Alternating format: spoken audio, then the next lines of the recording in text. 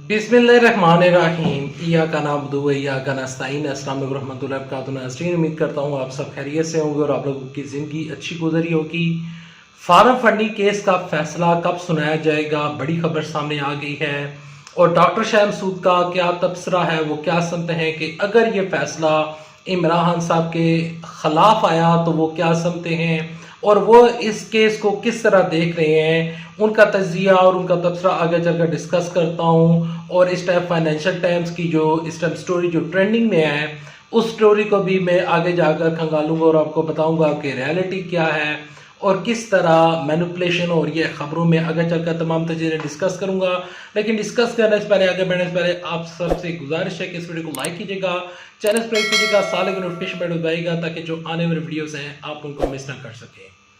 देखिए, इस टाइम पूरी जो पीडीएम की जमातें हैं वो सिर्फ और सिर्फ बैठ कर दुआ कर रही हैं और उनकी नज़रें लगी हुई हैं इलेक्शन कमीशन की जानब और इलेक्शन कमीशन के बड़े फैसले की जानब।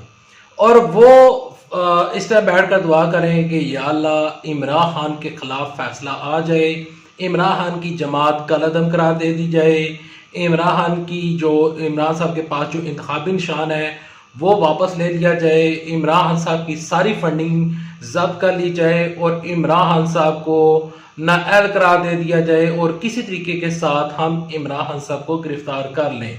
ये बैठकर पीडीएम की जितनी भी जमातें हैं वो बैठकर बाकायदा तौर पर वो इस टाइम दुआ कर रही हैं। पीडीएम की दुआएं जो हैं वो देखते हैं कि रंग लाती हैं या नहीं। फैसला क्या आता है वो आगे चलकर डिस्कस करता हूँ।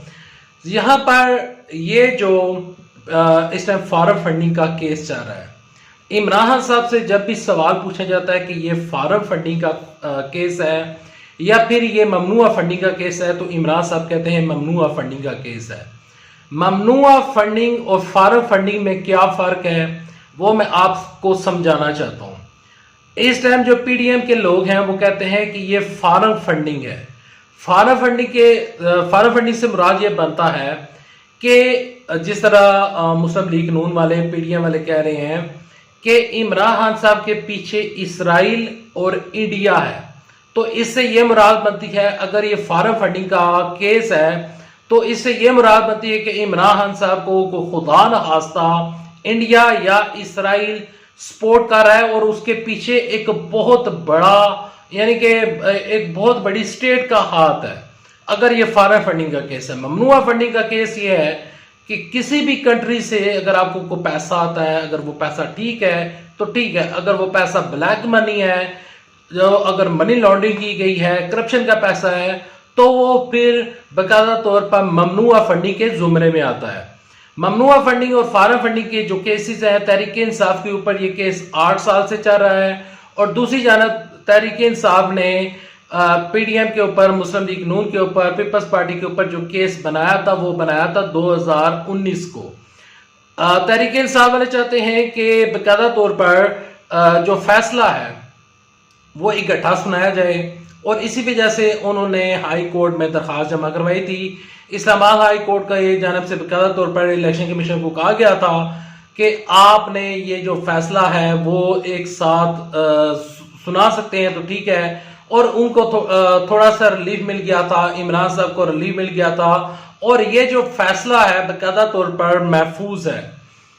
ये फैसला महफूज है। इसके ऊपर बाकायदा तौर पर आज जंग में एक खबर शाया हुई है और वो खबर अनीफ खालिद साहब ने शाया की है और उनकी खबर के मुताबिक जो फॉरेन फंडिंग केस का फैसला है, ये फैसला इसी, यानी कि ये जो अगस्त का महीना चल रहा है, अगस्त के महीने के पहले अशरे यानी कि 1 से लेकर 10 तारीख के दरमियान इसका फैसला सुनाया जाएगा। और वो कहते हैं कि इलेक्शन कमीशन के जो जराए हैं उनसे उन्होंने ये खबर कंफर्म की है और वो कह रहे हैं कि इसी हफ्ते के दौरान ये फैसला सुनाया जा सकता है। देखें, अब ये खबर जंग की है और मैं जंग की खबर को, यानी कि जंग की जो खबर है, मैं इसको उनकी ज़ाती ख्वाहिश समझ सकता हूँ। और ये जंग की जो खबर है, हो सकता है कि इमरान साहब के ऊपर प्रेशर बिल्ड करने के लिए ये खबर छपवाई गई हो, क्योंकि इलेक्शन कमीशन के जराए कौन से हैं। इलेक्शन कमीशन के अगर जराए हैं तो वो जराए और अगर वो खबर वाकई ही होती तो बाकायदा तौर पर उस खबर को मीडिया पर हाईलाइट किया जाता और ये खबर सिर्फ जंग तक महदूद ना रहती। लेकिन जब ये जंग खबर दे रहा है तो ये खबर मैं आपके साथ इस वजह से शेयर कर रहा हूं क्योंकि मुझे नहीं लगता मेरे पास जो इंफॉर्मेशंस हैं, जो मेरी रिसर्च है उसके मुताबिक इतनी जल्दी ये फैसला नहीं आएगा। आइंदा आने वाले दिनों में इलेक्शन की कॉल हो जाएगी और इलेक्शन की जानिब ये सेटअप चला जाएगा। शहबाज शरीफ की हुकूमत का सर्वाइव करना आसान नहीं है। तो मैं इन तमाम तर चीज़ों को समझता हूँ और जो ग्राउंड रियलिटीज़ हैं वो सामने नज़र आ रही हैं। अब फैसला महफूज है। पीडीएम वाले इलेक्शन कमीशन के ऊपर प्रेशर डाल रहे हैं कि आप ये फैसला सुनाएं। दूसरी जानब से इमरान साहब इलेक्शन कमीशन के ऊपर प्रेशर डाल रहे हैं। पंजाब असम्बली में, केपी असम्बली में इस टाइम 2 करारदादें मंजूर करवा ली गई हैं और कहा जा रहा है कि चीफ इलेक्शन कमीशन जो है वो इस्तीफा दें क्योंकि इन्होंने हमारी ईवीएम मशीन्स को नहीं माना। इन्होंने डस्का के इलेक्शन में नहीं माना गया, PP7 के इलेक्शन में नहीं माना गया। तो ये तमाम तर चीज़ें जो हैं वो चल रही हैं। फाइनेंशियल टाइम्स की जो रिपोर्ट सामने आई है और जो एक इस टाइम आर्टिकल छपा है जिसके ऊपर पीडीएम वाले बड़े खुश हो रहे हैं। लेकिन ये खुशी की बात नहीं है, बाकायदा तौर पर इसके ऊपर रिसर्च भी होनी है कि आया कि जिस तरह कहा जा रहा है कि इमरान साहब को जो पैसे मिले वो इन्होंने अपने इलेक्शन कैंपेन में लगा दी, तो वो इलेक्शन कैंपेन में लगे या नहीं लगे इसको भी अदालत ने जाकर डिसाइड करना है। अब वो उस कॉलम को देखें तो उस कॉलम में सिर्फ लिखा हुआ है कि इस तरह क्रिकेट का मैच करवाया गया तो वो पैसे बाकायदा तौर पर इमरान साहब के अकाउंट में ट्रांसफर हुए। लेकिन ट्रांसफर तो हुए, लेकिन उसके बाद खर्च किधर हुए ये भी देखना पड़ेगा।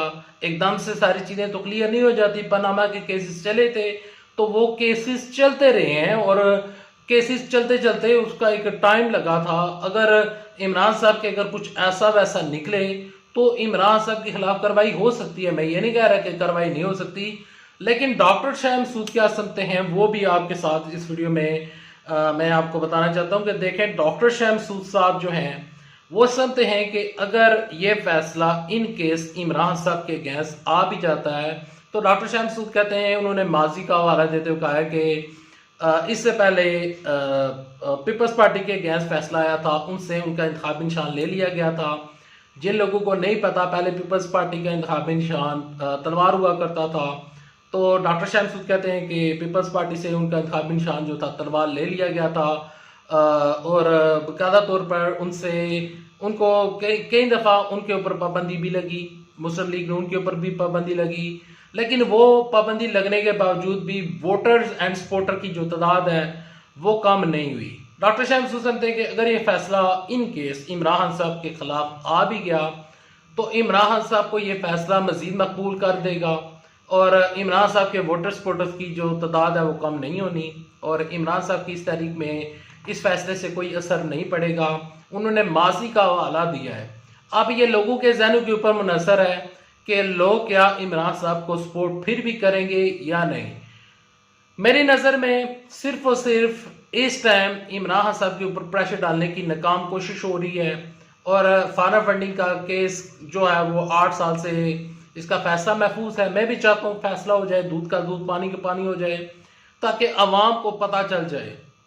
8 साल तक अवाम इंतज़ार कर रही है और दूसरी जानब मुस्लिम लीग नून का भी फैसला हो जाए, पीपल्स पार्टी का भी फैसला हो जाए, ताकि अवाम को रिलीफ मिले। डॉलर किधर पहुंच गया है, पेट्रोल की प्राइसेस किधर पहुंच गई हैं, 3 रुपए कम की हैं पेट्रोल की प्राइस, 8 रुपए डीजल बढ़ा दिया है। तो दोनों जानब से हुकूमत खेल रही है।